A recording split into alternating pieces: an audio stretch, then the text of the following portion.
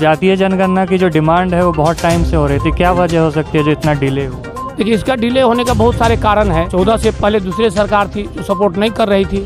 अभी हम लोग को आदरणीय प्रधानमंत्री जी, उनके जितने भी सहयोगी मंत्रीगण हैं सब सपोर्ट किए हैं, इसीलिए इसमें सफलता मिलेगी, ऐसा हम लोगों को आशा और विश्वास है। इसमें सभी तबका के लोगों का विकास होगा, जो नीचे बैठे हुए हैं, जो मध्य परिवार के लोग हैं, जो ऊपर बैठे हुए हैं, सभी तबका के यहाँ विकास होने की संभावना है। बिहार में अब जाति आधारित जनगणना होगी और इसके लिए हम लोग माननीय मुख्यमंत्री जी को आभार देते हैं। और इस बार जो जनगणना होगी उसको पढ़ाई में भी स्कॉलरशिप का सवाल हो, शादी विवाह में भी जाति की सवाल होती है, कहीं जाने पे कास्ट में जाति की सवाल होती है। जाति तो हर संभव है, लेकिन उसको मान लीजिए संविधान में, मतलब बिहार में एक विकास के पटल में आ जाए।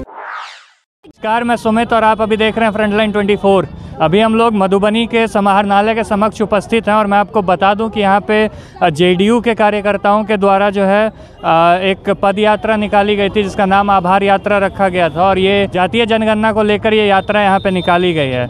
यहाँ पे सांसद, विधायक और प्रदेश सचिव जैसे तमाम लोग उपस्थित हैं। हम इनसे बात करके और विस्तृत रूप से जानने की कोशिश करेंगे कि ये पद यात्रा का आखिर मुख्य उद्देश्य इनका है क्या। जो जेडीयू के द्वारा ये पद यात्रा निकाली गई है इसका प्रमुख उद्देश्य क्या है?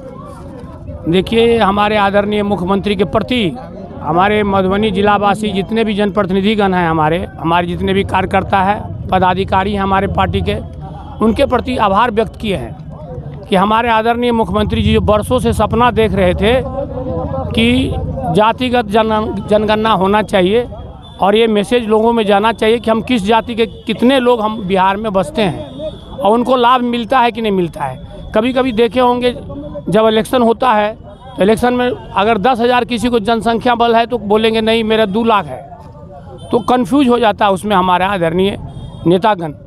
इसीलिए सब पार्टी ने मिल बैठ करके इस विषय को पास किया है और हम लोग जितने भी आज इकट्ठे हुए हैं सब हमारे आदरणीय मुख्यमंत्री के प्रति आभार व्यक्त करने के लिए इकट्ठा हुए हैं और दूर से चल करके बाबा साहब अम्बेडकर के मतलब स्टेचू के पास आकर के हम लोग श्रद्धा सुमन उनको अर्पित किए हैं और आभार व्यक्त किए हैं आदरणीय मुख्यमंत्री के प्रति। और जातीय जनगणना की जो डिमांड है वो बहुत टाइम से हो रही थी, क्या वजह हो सकती है जो इतना डिले हुआ?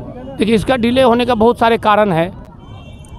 कुछ दिनों से हम लोगों का सबसे पहले कि हम लोग की सरकार नहीं थी, पहले की सरकार थी और केंद्र में भी हम लोग एनडीए की सरकार में भी है, एनडीए की सरकार से भी समर्थन मिला है। 2014 से पहले दूसरी सरकार थी जो सपोर्ट नहीं कर रही थी। अभी हम लोग को आदरणीय प्रधानमंत्री जी, उनके जितने भी सहयोगी मंत्रीगण हैं सब सपोर्ट किए हैं, इसीलिए इसमें सफलता मिलेगी, ऐसा हम लोगों को आशा और विश्वास है। धन्यवाद। आज जो जेडीयू के द्वारा ये पद यात्रा निकाली गई है इसका प्रमुख उद्देश्य क्या है? ये जो हमारे नीतीश कुमार जी के द्वारा जाति जनगणना का जो निर्धारित किया गया है और इसको पूरे बिहार में लागू करना है और इसको लेके एक संदेश देना है मुख्यमंत्री के प्रति कि ये जो केंद्र नहीं कर सका उसको हमारे मुख्यमंत्री जी ने करके दिखाया है और इसमें सभी तबका के लोगों का विकास होगा, जो नीचे बैठे हुए हैं, जो मध्य परिवार के लोग हैं, जो ऊपर बैठे हुए हैं, सभी तबका के यहाँ विकास होने की संभावना है। और इसको लेके हमने पूरे बिहार में पद यात्रा का आज लागू किया है ताकि ये संदेश प्रत्येक नागरिक के बीच में जाना चाहिए कि हमारे मुख्यमंत्री जो काम कर रहे हैं वो धरातल पे दिखना चाहिए और विकास की और हमारा बिहार आगे बढ़ रहा है। जातीय जनगणना को जो लेके है वो लगातार गुहार लगाई जा रही थी आम जन के द्वारा कि नहीं हो रहा है बहुत समय से, और इसका समर्थन जो है आपको भाजपा के द्वारा भी अलग अलग टाइम पे मिलता रहा है। तो इसमें क्या लगता है, क्या कारण है जो ये इतना डिले हुआ?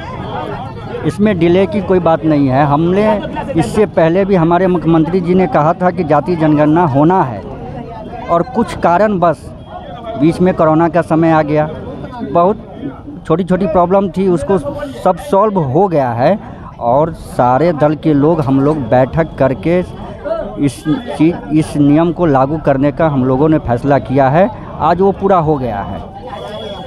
और अभी आने वाले समय में जेडीयू के द्वारा क्या क्या और ऐसे कदम उठाए जाने वाले हैं जनहित में? आने वाले समय में तो देख ही रहे, बिहार विकास की ओर बढ़ रही है। आज मेडिकल की जो व्यवस्था है, आज सड़क की जो व्यवस्था है, सभी चीज़ों पे हमारे मुख्यमंत्री जी ध्यान दे रहे हैं और बिहार आगे बढ़ रहा है। जहाँ तक जो भी समस्या है उसको हम निदान करने के लिए तत्पर हम लोग है ही यहाँ। अपना परिचय दे दे पहले। विक्रमशिला यादव, प्रदेश सचिव जदयू बिहार। और ये जो पद यात्रा निकाली गई है, मुख्य उद्देश्य क्या था इसका? यह आभार यात्रा है। माननीय मुख्यमंत्री जी नीतीश कुमार जी चाहते थे जो पूरे भारत में जाति आधारित जनगणना हो।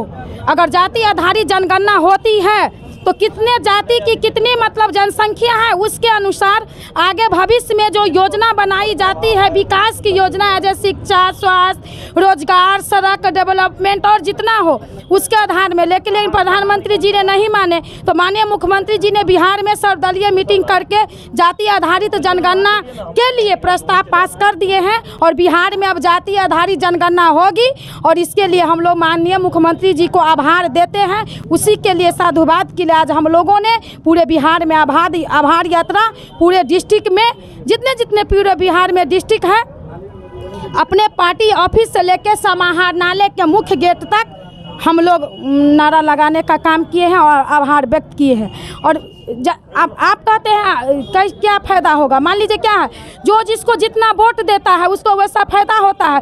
मान लीजिए सभी वर्ग, सभी धर्म, सभी जाति के लोग इस देश में है, तो माननीय मुख्यमंत्री जी ने कहे जो अब जितना भी लॉन्च होगा योजना और इस बार जो जनगणना होगी तो उसको पढ़ाई में भी स्कॉलरशिप का सवाल हो, शादी विवाह में भी जाति की सवाल होती है, कहीं जाने पे कास्ट में जाति की सवाल होती है। जाति तो हर संभव है, लेकिन उसको मान लीजिए संविधान में मतलब बिहार में एक विकास के पटल में आ जाएगी। जैसे किसी भी जाति का इतना वोट है, अगर वो जाति पिछड़े वर्ग के हैं तो ऐसे योजना लॉन्च की जाएगी जो वह पिछड़े वर्ग जो नीचे स्तर से है वो ऊपर उठे।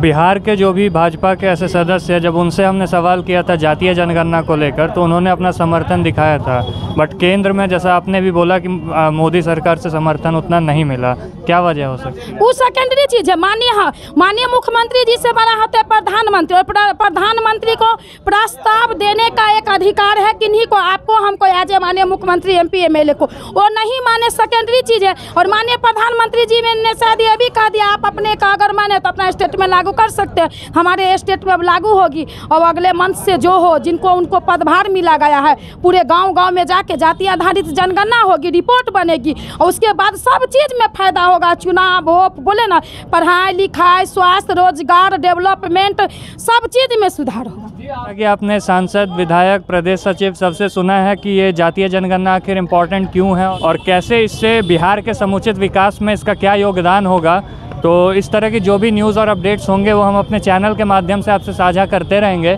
तब तक के लिए आप हमारे साथ बने रहिए और देखते रहिए फ्रंटलाइन 24। धन्यवाद।